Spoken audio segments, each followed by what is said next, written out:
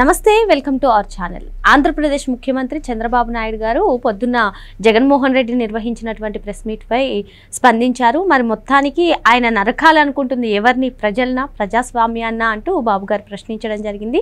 అంతేకాకుండా కొన్ని కీలక అంశాలు కూడా చంద్రబాబు నాయుడు గారు చెప్పడం జరిగింది. దీనిపైన విశ్లేషించడానికి మనతో పాటుగా ఉన్నారు పొలిటికల్ అనలిస్ట్ అంకన్ రావు గారు.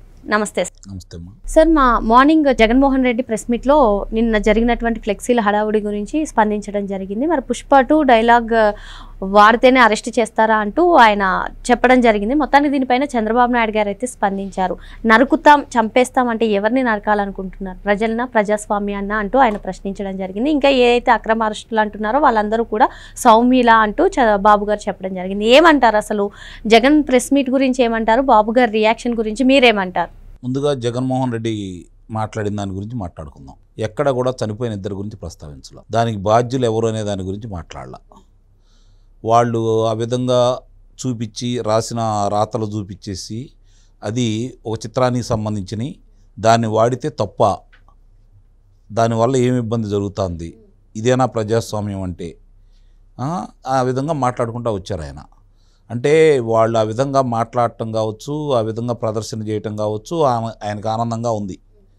ఆ పక్క వాళ్ళని కూడా అడిగి మరీ అడిగల్లా దాని గురించి చెప్పించుకొని గంగమ్మ జాతర పొట్టేళ్ళను కోసినట్టు కోస్తాం, ఇలాంటివన్నీ వాళ్ళ చేత చెప్పించుకొని మళ్ళీ చెప్పించారనమాట ఆయన.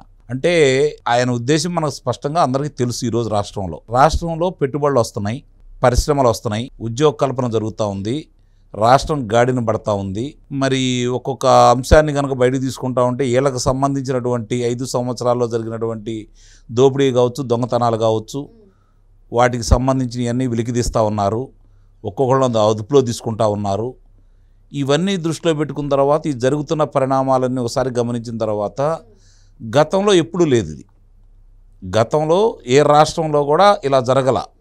గమనించుకోండి, ఒక రాష్ట్రంలో ఒక పార్టీ అధికార మార్పిడి జరిగిన తర్వాత ఇంతమంది అధికారులు కావచ్చు, ఐఏఎస్ కావచ్చు, ఐపీఎస్ అధికారులు కావచ్చు, ఇంతమందిని అదుపులో తీసుకోవడం కానీ, విచారించడం కానీ, రాజకీయ నాయకులు ఇంతమందిని అదుపులో తీసుకోవడం కానీ గతంలో ఎప్పుడూ ఏ రాష్ట్రంలో కూడా జరగల.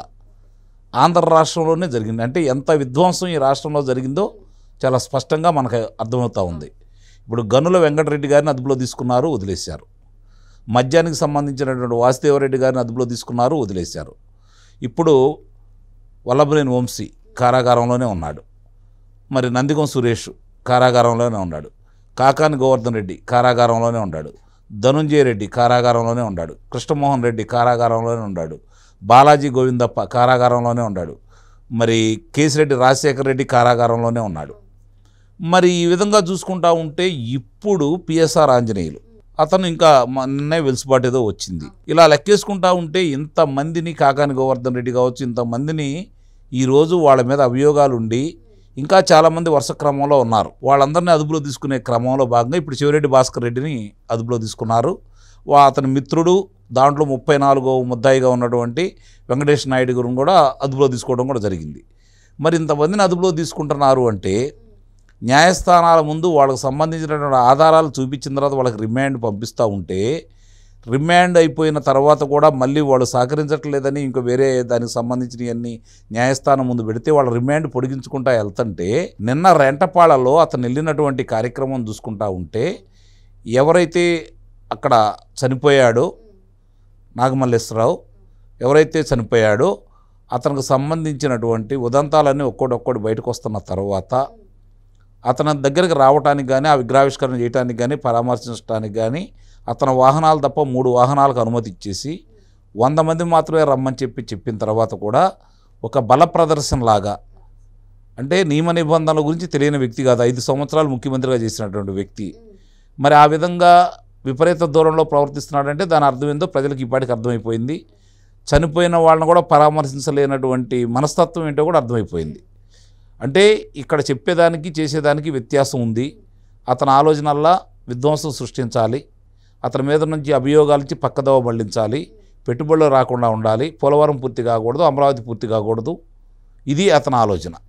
ఇక చంద్రబాబు నాయుడు గారు ఈరోజు జగన్మోహన్ రెడ్డి గారు మాట్లాడిన తర్వాత బాబు గారు మాట్లాడటం కూడా జరిగింది.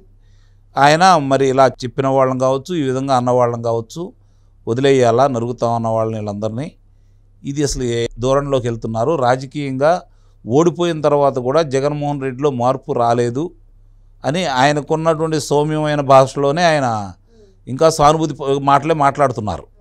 కానీ ఇక్కడ జరిగిన అరాచకాలకి, అతని ప్రేరణకి, అతని ప్రోత్సాహానికి, అతను వస్తున్న విధానం కావచ్చు, మాట్లాడుతున్న విధానం కావచ్చు, అలాగే ఎవరైతే ఉన్నారో పోలీసులు వాళ్ళని, అలాగే ఎవరైతే పరిశోధనా సంస్థలు ఉన్నాయో వాళ్ళని అతను విమర్శిస్తున్న విధానం కావచ్చు, అతను భయపెడుతున్న విధానం కావచ్చు, బెదిరిస్తున్న విధానం కావచ్చు, ఈరోజు అతను పరిధి దాటి, రాజ్యాంగ పరిధి కూడా దాటే అతను మాట్లాడుతూ ఉన్నాడు. దీన్ని తీవ్రంగా పరిగణించాలని చెప్పని ఈరోజు రాష్ట్ర ప్రజలు కోరుకుంటా ఉన్నారు. చంద్రబాబు నాయుడు గారు జగన్మోహన్ రెడ్డి మాట్లాడిన తర్వాత ఆయన మాట్లాడాల్సిన అవసరం ఉంటుందని అయితే నేనైతే భావించట్లేదు. అంటే జగన్మోహన్ రెడ్డి చెప్పిన దాన్ని మీరు సమాధానం చెప్పాలా?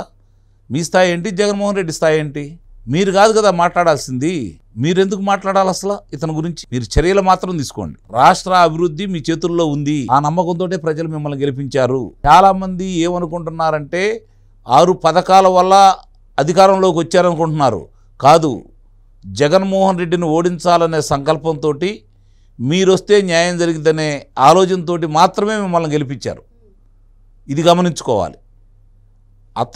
అతను చేసిన అరాచకం, దానికి సంబంధించిన అన్నీ కూడా అనుభవించిన ప్రజలు తీర్పిచ్చారు. స్పష్టమైనటువంటి తీర్పిచ్చారు. మళ్ళీ అతను కోలుకోలేని విధంగా తీర్పిచ్చారు. కాబట్టి ఇప్పుడు మీ ముందున్నది రాష్ట్రాభివృద్ధితో పాటు 5 సంవత్సరాల విధ్వంసానికి కారకులైన ప్రతి వాళ్ళని కూడా శిక్షించమని చెప్పి ఈరోజు ప్రజలు కోరుకుంటున్నారు.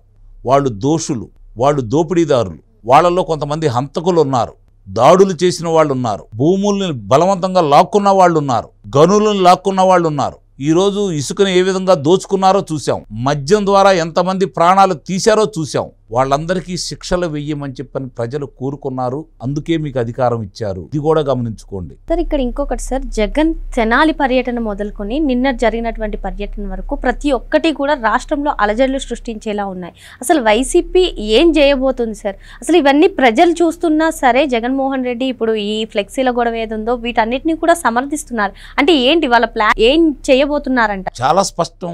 వాళ్ళు ఈ రాష్ట్రంలో అరాచకం సృష్టించడానికి వాళ్ళ ప్రయత్నాలు వాళ్ళు చేస్తారు కూడా. అదుపు చేయలేకపోతే ప్రభుత్వం వైఫల్యం అవుతుందే తప్ప, ఎందుకంటే వాళ్ళని విచ్చలవిడిగా వదిలేస్తున్నారు. వాళ్ళకు అనుమతులు ఇస్తున్నారు. ఇచ్చిన అనుమతులను వాళ్ళు ఉల్లంఘన చేసినా కూడా మీరు పట్టించుకోవట్లేదు, చర్యలు తీసుకోవట్లేదు. మొట్టమొదట అతను వినుకొండ వచ్చినప్పుడే మీరు చర్యలు తీసుకోవాలి. ఆ రోజు దాని గురించి పట్టించుకోలేదు. ఆ రోజు మాట్లాడిన దాని గురించి వదిలేసేయండి. తర్వాత జరుగుతున్న ఒక్కొక్క ఉదంతాలు తీసుకుంటా ఉంటే, చిత్తూరు జిల్లా ఎస్పీ గారు సుబ్బరాయుడు గారిని ఏ విధంగా బెదిరించాడు, మురళీ నాయక్ని ఏ విధంగా బెదిరించాడు అతను ఆ రోజు డిఎస్పీని, ఇలాంటివన్నీ మీరు చూసుకుంటా ఉంటే అతను ఎక్కడికి వెళ్ళినా కూడా ఇట్లానే మాట్లాడుతూ ఉన్నాడు.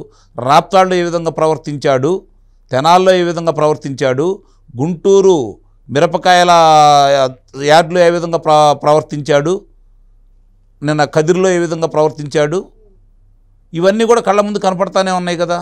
మరి ఇన్ని అతను చేస్తున్నప్పుడు ఇంకా అతని మీద ఇన్ని కార్యక్రమాలు ఇన్నిసార్లు రెచ్చగొడుతూ ఇన్ని విధ్వంసాలకి కారకుడై అతను వెళ్ళిపోతూ ఉంటే అతను స్వేచ్ఛగా తిరగనిస్తున్నారే, అదే అతని ధైర్యం. అతని మీద ఎలాంటి చర్యలకు మీరు ముందుకు రావట్లేదు చూసారా, అదే అతని ధైర్యం. ఎందుకని మీరు అతని మీద ఇంకా ఇంత ప్రేమ చూపిస్తున్నారు, ఇంత ఉదాసీనత చూపిస్తున్నారని చెప్పని ఈరోజు ప్రజలకు అర్థం కాని ప్రశ్న అయిపోయింది అది. కనీసం అతనికి దీనికి మీ వల్ల ఇంత నష్టం జరిగింది, మీ వల్ల ఇంత విధ్వంసం జరిగింది, మీరు ఈ విధంగా మాట్లాడుతున్నారు, దీని మీద మీ సమాధానం ఏంటని చెప్పని కనీసం అతను పిలిపించుకొని మాట్లాడుకునే అవకాశం కూడా లేకుండా, అతనికి తాకీదులు ఇవ్వకుండా మీరు వ్యవహరిస్తున్నారు. కాబట్టి అది చూసి వాళ్ళు బయటికి రావడానికి భయపడిన వాళ్ళు, బయటకు వస్తే ఏం చేస్తారో అని చెప్పని వణికిపోయిన వాళ్ళు కూడా ఈరోజు బయటకు వచ్చి మాట్లాడుతూ ఉన్నారు. కారణం ఏంటంటే జగన్మోహన్ రెడ్డిని వదిలేశారు, మమ్మల్ని ఏం చేయరులే అనే మాట.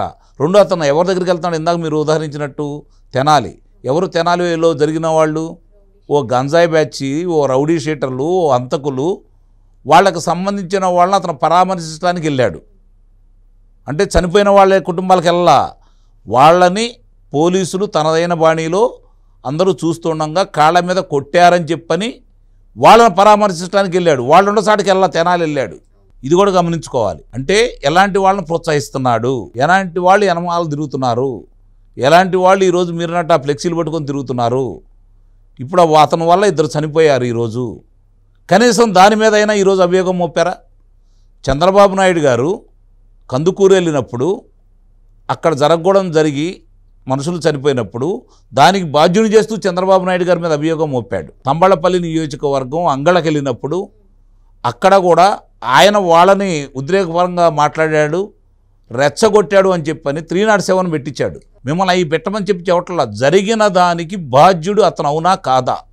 బాబు గారు చెప్తూ ఉన్నారు కదా సార్, అసలు రాజకీయ ముసుగులో నేరస్తులు ఉన్నారు, ఫస్ట్ ఈ రాజకీయ ముసుగు తొలగించాలి, తర్వాత వాళ్ళపైన చర్యలు తప్పకుండా ఉంటాయి అంటూ చెప్తూనే ఉన్నారు. అంటే మరి ఇప్పుడు జగన్మోహన్ రెడ్డి పర్యటన చూసుకున్నట్లయితే మీరు అన్నట్టుగా రాష్ట్రంలో విధ్వంసం, అరాచకం సృష్టించే విధంగా ఉన్నాయంటూ విశ్లేషిస్తున్నారు. మరి మొత్తానికి అతి త్వరలోనే చర్యలు ఉంటాయి అని కొందరు అంటున్నారు, మీరేమంటారు? చర్యలు ఉంటాయని నేను భావిస్తున్నాను, ఆ దిశగా వెళ్తున్నారని నేను భావిస్తున్నాను. కాకపోతే ఆలస్యం అవుతుందనేది మాత్రం వాస్తవం. ఆ ఆలస్యం అవుతున్నందువల్లే అతనికి అవకాశం దొరికిందనేది కూడా వాస్తవం. ఇది కూడా గమనించుకోవాలి. ఎందుకంటే చాలా ఉదంతాలు కళ్ళ ముందు కనపడుతున్నాయి. అతను మాట్లాడిన దానికి అతని మీద అభియోగాలు మోపొచ్చు, అతను ప్రవర్తిస్తున్న విధానానికి అతని మీద అభియోగాలు మోపొచ్చు, అతను వెళ్ళిన కాడ విధ్వంసాలు జరుగుతున్న కాడ అతని మీద అభియోగాలు మోపొచ్చు, ఇక్కడ నిన్న జరిగినటువంటి 2 చనిపోయిన దానికి అతని మీద అభియోగాలు మోపొచ్చు. ఇన్ని కారణాలు ఉన్నాయి. అయినా సరే ఇంకా ఉదాసీనంగా ప్రవర్తిస్తున్నారు అనేదే ప్రజలకి అంతుబట్టని విషయం. నేనైతే త్వరలోనే ఒక్కొక్క అంశాన్ని వాళ్ళు ముందుకు తీసుకెళ్తారని నాకైతే నమ్మకం అయితే ఉంది. కానీ ప్రజలు ఆకాంక్షలు ఎప్పుడైనా సరే ఒకసారి ఒక అభిప్రాయం రాకూడదు.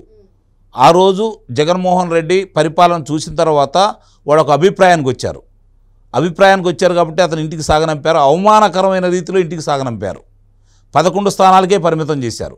అంటే ప్రతిదీ ప్రజలు గమనిస్తున్నారు. 2019 నుంచి 2024 వరకు అతను పరిపాలన చూశారు కాబట్టి అటు మద్యంలో కావచ్చు, ఇసుకలో కావచ్చు, గనుల్లో కావచ్చు, చివరికి ప్రభుత్వ ఉద్యోగులను వేధించిన విధానం కావచ్చు, సంపూర్ణ మద్యపాన నిషేధం చేస్తానని మహిళలను మోసం చేసిన విధానం కావచ్చు, కేంద్రం మెడలో ఉంచి ప్రత్యేకత హోదా తీసుకొస్తానని చెప్పని యువకుల్ని నమ్మించి మోసం చేసిన విధానం చూశారు.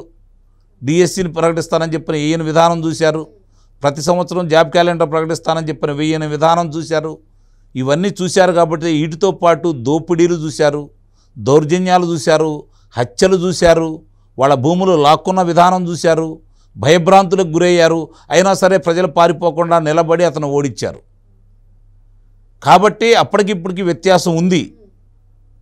ఆ రోజు అవకాశం ఇచ్చారు కాబట్టి అతనికి ఆ అవకాశం దొక్కింది. ఈరోజు అవకాశం లేకుండా చూడమని ప్రజలు కోరుకుంటున్నారు. అతను చేసిన పనులన్నిటికీ సాక్ష్యాధారాలు ఉన్నాయి కాబట్టి మీరు ప్రజల దగ్గర వెళ్తే ప్రజలు చెబుతారు, అధికారులు చెప్పలేకపోవచ్చు. మీరు ఆ గ్రామాల్లో ఏం జరిగింది, అక్కడ ఎంత దోపిడీ జరిగింది, నిస్సందేహంగా ప్రజలు చెప్పడానికి సిద్ధంగా ఉన్నారు. ప్రజల్ని పరిగణలోకి తీసుకోండి, అప్పుడే అన్ని విషయాలు బయటకు వస్తాయి. ప్రజలకి అన్ని విషయాలు తెలుస్తున్నాయి. వాళ్ళ అభిప్రాయం ఏంటో కూడా ఒకసారి కనుక్కోండి. ఎందుకంటే ఏ పార్టీకైనా 30% ఓట్లు ఉంటాయి, ఇది గమనించుకోవాలి.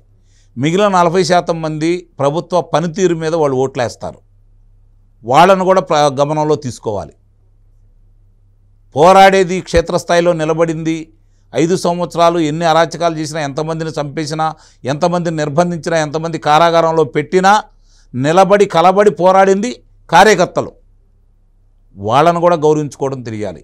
ఈరోజు మీకు అర్థమైపోతూ ఉంది, మీరే చెబుతున్నారు ఆ పార్టీలోంచి ఈ పార్టీలో చేరిన వాళ్ళు ఇంకా ఇక్కడి నుంచి అక్కడ సమాచారం పంపిస్తున్నారు, వాళ్ళ వల్ల నష్టం జరుగుతుందని చెప్పని. ఇది ఎప్పటి నుంచో మేము చెబుతూ ఉన్నాం.